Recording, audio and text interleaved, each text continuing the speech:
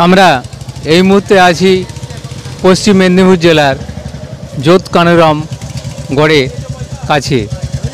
এখানে যে রূপনারায়ণ নদীর উপর বাঁশের সেতু আছে, সেই সেতুর সন্নিকটে আমরা আছি।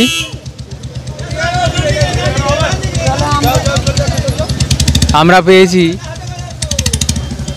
এই যোধকানুরাম গড়ের একজন বাসিন্দাকে। এই এলাকার কিছু সমস্যা আছে, সেই সমস্যা সম্পর্কে বিস্তারিত আমরা জেনে নেব। স্যার, আপনার নাম?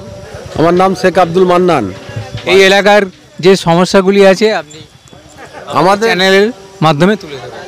আমাদের এখানে সমস্যা বলতে দীর্ঘদিন এখানে আমাদের এই খেয়াঘাট আগে আমাদের পশ্চিম মেদিনীপুরের আন্ডারে ছিল। বিগত কয়েক বছর ধরে ওটা হুগলি খানাকুল থানার অন্তর্গত ওই পঞ্চায়েত সমিতির চলে গেছে। এখান থেকে চলে যাওয়ার পর আমাদের এইখানের পরিষেবা বলতে আমরা তো পরিষেবা ভালোভাবে দিচ্ছি।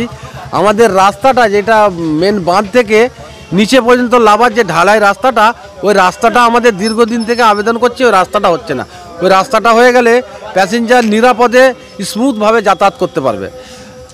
আর এখানে লাইট দিয়েছে, রাস্তা জলের নলকূপ করে দিয়েছে, শৌচালয় করে দিয়েছে, সব কিছু করে দিয়েছে, কিন্তু ওই রাস্তাটাই প্রবলেম দীর্ঘদিন ধরে রয়ে যাচ্ছে।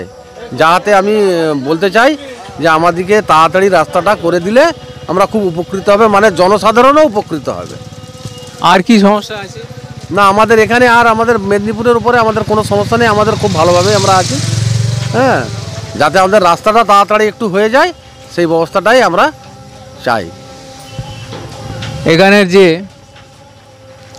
যোধকানুরাম গড়ের কাছে একটি রাস্তা আছে, দীর্ঘদিনের এই এলাকাবাসীর আবেদন আছে যে রাস্তাটি যাতে দ্রুত রূপায়িত করা হয়। রূপায়িত করলে এই এলাকার মানুষ খুব সুন্দরভাবে চলাচল করতে পারবে, কারো কোনো অসুবিধা হবে না।